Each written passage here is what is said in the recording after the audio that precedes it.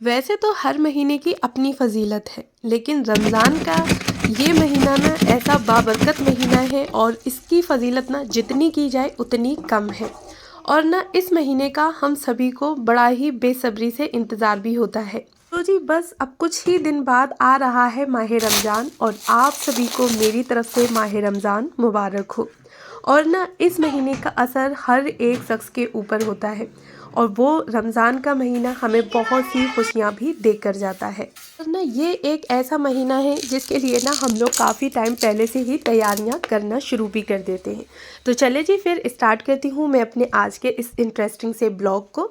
अस्सलाम वालेकुम एवरीवन, कैसे हैं आप सब लोग। उम्मीद करती हूँ कि आप सब लोग बेहतर होंगे, खुशहाल होंगे और मज़े में होंगे। अल्हम्दुलिल्लाह हम लोग भी सभी बेहतर हैं। रमज़ान का इंतज़ार ना हम लोग काफ़ी टाइम पहले से करने लगते हैं और ये जो महीना है ख़ास करके मुझे तो बहुत ज़्यादा खुशी देता है। आप लोगों का तो खैर मैं कह नहीं सकती, लेकिन जहाँ तक मैं जानती हूँ तो कोई भी शख्स ऐसा नहीं है जिसे कि रमज़ान का महीना खुशी ना देता हो।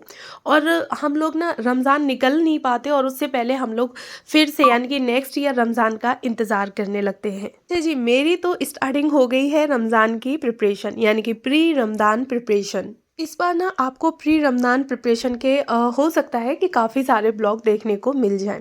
अच्छा, मैंने क्या किया है कि सबसे पहले ना मैंने अपनी एक लिस्ट बनाई और लिस्ट में मेरे 3 वीक थे, तो मैंने ना तीनों वीक को डिवाइड किया है अपने काम के अकॉर्डिंग।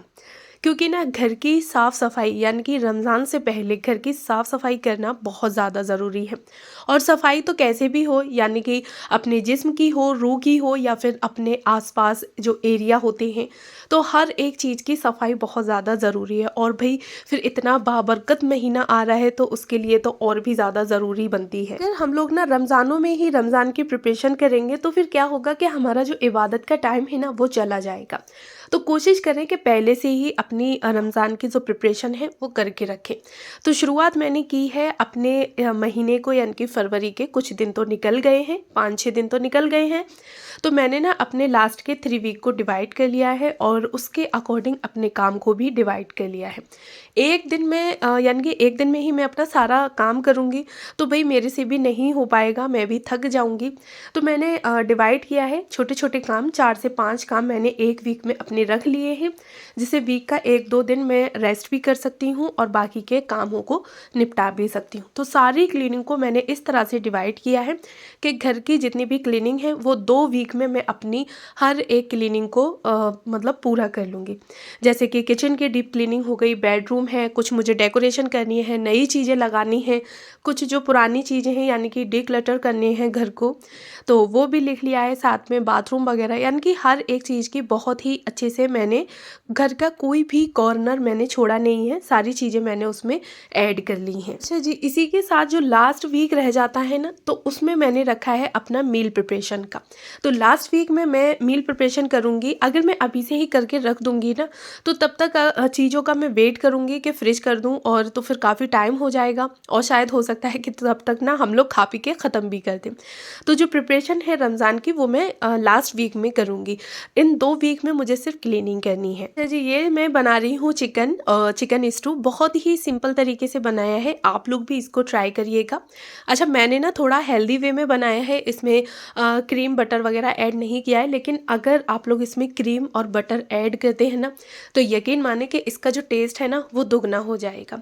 अच्छा, मैंने क्या किया था कि चिकन को अच्छे से वॉश करके रख लिया था। उसके बाद 2 मीडियम साइज़ की जो प्याज थी ना उनको बारीक बारीक चॉप कर लिया चॉपर से। ऑयल डाला है, ऑयल में तेज पत्ता, खड़ा गरम मसाला डाल दिया। उसके बाद मैंने डाला है इसमें प्याज। प्याज को अच्छे से लाइट ब्राउन कलर का मैंने इसमें भून लिया यानी कि फ्राई कर लिया। उसके बाद चिकन डाल दिया। चिकन को मैंने इसी में ही यानी कि प्याज के साथ ही अच्छे से फ्राई होने दिया। और ना चिकन जब फ्राई हो गया तो उसके बाद मैंने चॉपर में ही हरी मिर्च और टमाटर, 2 मीडियम साइज़ के टमाटर थे और 5 से 6 हरी मिर्चें थीं। दोनों चीज़ों को मैंने अच्छे से चॉपर से चॉप कर लिया और उसके बाद मैंने इसमें डाल दिया। साथ ही कुछ मसाले भी मैंने इसमें ऐड किए हैं। गरम मसाला था, लाल मिर्ची है, हल्दी, धनिया, नमक, ये सारी चीज़ें ऐड कर दी। और इस स्टेज पे आके आप लोग ना इसमें क्रीम और थोड़ा सा दही, दोनों चीज़ों को एक साथ फेंट के ऐड कर सकते हैं। बस आपका जो स्टू है वो बहुत ही बढ़िया तरीके से बन के तैयार हो जाएगा। आप लोग मार्केट से लाएंगे ना चिकन स्टू, उससे कहीं ज़्यादा ये टेस्टी होता है। बस मैंने ना इसको थोड़ा हेल्दी वे में रखा है, तो बिल्कुल भी मैंने इसमें क्रीम वगैरह ऐड नहीं की। चलिए जी, ये तो हो गई एकदम सिंपल सी चिकन स्टू की रेसिपी। और अब चलते हैं हम लोग अपने कामों की तरफ। तो जैसे कि मैंने आप लोगों को बताया कि रमज़ान में ना हम लोगों को घर की सफाई बहुत ज़्यादा ज़रूरी होती है। घर में ना मकड़ी वगैरह के जो जाले होते हैं वो बिल्कुल भी नहीं होने चाहिए। मैंने एक तकरीर में सुना था कि जब रमज़ान से पहले कोई शख्स यानी कि कोई भी लेडी अपने घर को अच्छे से साफ़ सुथरा कर लेती है, उसके घर में कोई भी मकड़ी के जाले वगैरह नहीं होते हैं, तो अल्लाह ताला अपने जो बरकत के फरिश्ते होते हैं ना, वो उस घर में नाजिल कर देता है और पूरे महीने बाबरकत वो घर रहता है। और उसमें मतलब गैब से अल्लाह ताला उनके घर में रिस्क भेजता है ना। ये बात सुन के मुझे काफ़ी अच्छा लगा। तो मैं अक्सर करके, मेरा पहले क्या होता था ना कि मैं रमज़ान से 1-2 दिन पहले हल्की फुल्की डस्टिंग या क्लीनिंग वगैरह कर लेती थी, उसके बाद मैं ईद के टाइम पे करती थी। लेकिन जब से मैंने ये वीडियो देखी थी, तो तब से मैं रमज़ान से पहले ही अपने घर को एक बार बहुत ही अच्छे से क्लीन कर लेती हूँ, जिससे कि पूरे रोज़े मुझे मतलब ऐसा ना लगे कि मेरा घर अभी रह गया है। अच्छा जी, जितनी भी दीवारें थीं, जितनी भी वॉल्स वगैरह सारी थी, छत, तो सबको मैंने अच्छे से जो माइक्रोफाइबर का डस्टर होता है ना, उससे क्लीन कर दिया। कोई भी कॉर्नर में मकड़ी के जाले जो थे वो बिल्कुल भी लगे नहीं रहने दिए, क्योंकि आज मैंने अपनी लिस्ट में लिखा था कि जितनी भी वॉल है मुझे क्लीन करनी है। साथ ही ना 2 फ़ैन हैं, तो फ़ैन को भी मैंने अच्छे से क्लीन कर दिया। एक बाहर का फ़ैन है और एक अंदर रूम का। अच्छा, अंदर रूम का फ़ैन जो है ना वो इतना गंदा नहीं होता है, लेकिन बाहर रूम वाला फ़ैन ना काफ़ी जल्दी गंदा हो जाता है। तो बस उसको अच्छे से मैंने झाड़ दिया। और मतलब सीढ़ी वगैरह तो नहीं थी, तो मैं कपड़े से तो खैर अभी साफ़ नहीं कर पाई हूँ, नॉर्मली मैंने उसको झाड़ दिया था। अच्छा, अंदर वाला जो फ़ैन है वो बेड के जस्ट नीचे है, तो मैं ना उस पर कपड़ा भी मार देती हूँ, तो इसलिए वो फ़ैन मेरा इतना गंदा नहीं होता। दीवारों की ना अच्छे से मैंने झाड़ू वगैरह लगा दी थी, सफाई कर दी थी। उसके बाद मुझे बेडशीट भी चेंज करनी थी, तो मैंने फटाफट से बाहर के बेड की जो बेडशीट थी ना उसको चेंज कर दिया। साथ ही मुझे इस एरिया की अच्छे से डस्टिंग भी करनी है, क्योंकि मैंने अपने जो रूटीन होता है ना उसमें लिखा था कि ये मेरा इस वीक में मुझे ये सारी चीज़ें अच्छे से क्लीन करनी है। नेक्स्ट वीक में जो होगा वो मेरा बाहर का एरिया होगा, बाथरूम वगैरह हुआ, बकेट, टब, बाल्टी, छत की अच्छे से क्लीनिंग करना। तो ये सारा जो रूटीन है वो किचन की डीप क्लीनिंग करना, ये मेरा नेक्स्ट वीक में रहेगा। रमज़ान के लिए ना अगर हम लोग पहले से ही प्लानिंग करके रखते हैं, थोड़ी बहुत प्रिपरेशन कर लेते हैं, साफ़ सफाई जो हुई वो पहले से कर लेते हैं ना, तो रमज़ान जो होते हैं हमारे बहुत ही आसानी से निकल जाते हैं। रमज़ान में हम लोग इबादत भी करते हैं, और साथ ही थोड़ी जो टाइमिंग होती है ना, टाइम टेबल, वो बिल्कुल से चेंज हो जाता है। और ना अगर यही साफ़ सफाई हम लोग रमज़ानों के लिए ही छोड़ के रखेंगे, तो आप लोग देखिएगा कि ना तो आपकी इबादत अच्छे से हो पाएगी और ना ही साफ़ सफाई। अच्छा, वैसे चाहे हम लोग जो कुरान पाक होता है ना वो 1 महीने में नहीं कर पाते, यानी कि, लेकिन इस पाक महीने में यानी कि इस रमज़ान के महीने में ना हम लोग 1 महीने में 3-3 4-4 कुरान शरीफ कर लेते हैं, यानी कि कुरान पाक पढ़ लेते हैं। और फुल जो हमारा टाइम होता है ना वो इबादत में जाता है। एक आधी नमाज होती होगी जो हम लोगों की कज़ा होती है, वरना हम लोग कोशिश करते हैं कि 5 वक्त की नमाज को अदा करें। साथ ही जो लास्ट के 10 दिन रह जाते हैं ना, तो उनमें तो शब कदर भी होती है, रात को जगना है, रात में भी इबादत करनी है। तो ये महीना यकीन माने बहुत ही बाबरकत होता है और काफ़ी सारी मतलब खुशियाँ भी देता है। डस्टिंग वगैरह तो मैंने सारी कर ली थी, और उसके बाद फिर मुझे आज ना अपने डाइनिंग एरिया को थोड़ा चेंज करना था, थोड़ा सा उसको मुझे डेकोर भी करना था। तो ये देखिए, मैंने ना कुछ वॉल के लिए जो डेकोर पीसेस होते हैं ना वो मंगाए थे। अच्छा, नहीं, ये डेकोर पीसेस मुझे काफ़ी अच्छे लगे। साथ ही ना इनकी एक खूबी और थी कि इनमें ना पीछे डबल टेप जो होती है वो लगी थी, यानी कि आपको हैंग करने की कोई ज़रूरत नहीं है, वॉल पे कील वगैरह लगाने की भी कोई दिक्कत नहीं है।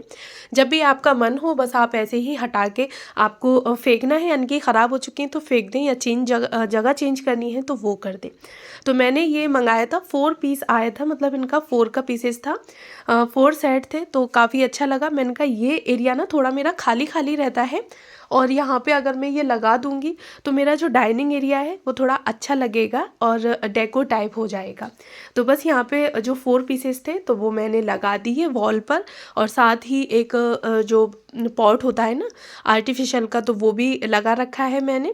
और फिर उसके बाद नीचे मैट लगा दी। मैट लगाने के बाद ना मैंने इस पे रख दी थी अपनी टेबल। अच्छा, धुलाई वगैरह मैं अच्छे से कर चुकी थी क्योंकि दीवारें वगैरह साफ़ की थी, फ़ैन साफ़ किया। उसके बाद फिर जो डस्टिंग करनी थी वो डस्टिंग की, नीचे फ़र्श की, यानी कि जितने भी डेकोर आइटम्स थे। और उसके बाद फिर मैंने अच्छे से घर की धुलाई की। धुलाई करने के बाद ना फिर मैंने अपनी टेबल को, यानी कि नीचे जो कारपेट थी ना मेरे पास, तो उसको लगा दिया। और उसके बाद टेबल पे ना मैंने बेडशीट लगा दी। अगर आपके पास ना डाइनिंग टेबल है और डेली डेली आप लोग उसकी डस्टिंग करने से बचना चाहते हैं ना, तो ये बहुत ही अच्छा और ज़ीरो कॉस्ट ऑर्गेनाइजेशन वाला आइडिया है कि आप लोग अपनी चीज़ को बहुत ही अच्छे से यूटिलाइज़ कर सकते हैं। मैंने पता है क्या किया, बिल्कुल भी कोई यहाँ पे खर्चा नहीं किया है। सिर्फ जो मेरे पास बेडशीट रखी थी ना ग्रे कलर की, तो मैंने उसी को ही लगा दिया।